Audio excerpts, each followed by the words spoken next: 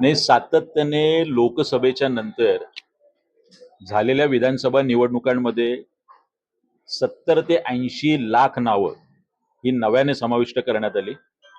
सन्माननीय राजसाहेब ठाकरे असतील किंवा महाविकास आघाडीचे विरोधी पक्षाचे सगळे नेते हेच सांगतायत की मोठ्या प्रमाणात दुबार नावं मतदार यादीत आणि मोठ्या प्रमाणात बोगस नावं आहेत.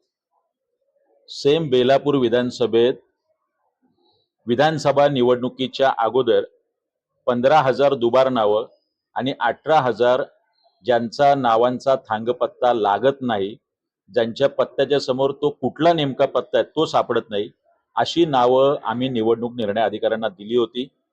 त्याच्यानंतर परत एकदा ऑगस्ट 2025ला मी स्मरणपत्र दिलं आणि आज हे दुसरं स्मरणपत्र आज या क्षणी पुन्हा एकदा आम्ही निवडणूक निर्णय अधिकाऱ्यांना दिले. मात्र या संदर्भात निवडणूक निर्णय अधिकारी जरी सकारात्मक असले तरी त्यांचे खालचे कर्मचारी अधिकारी BLO हे कुठलंही काम नेमकं करताना दिसत नाही.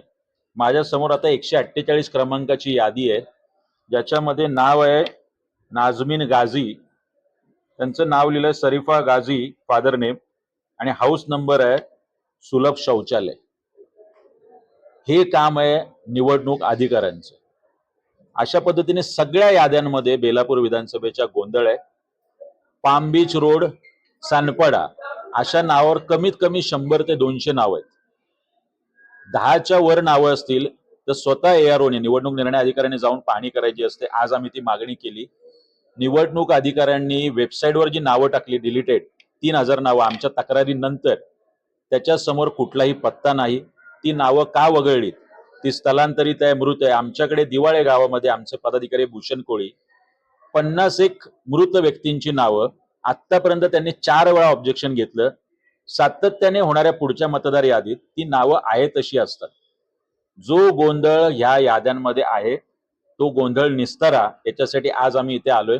परत एकदा पुढच्या 5 दिवसांनी येणार आहे. जोपर्यंत ह्याचं शुद्धीकरण पूर्ण होत नाही तोपर्यंत महाराष्ट्र नवनिर्माण सेना अशाच पद्धतीने सन्माननीय राजसाहेबांच्या आदेशाने सक्रिय राहील.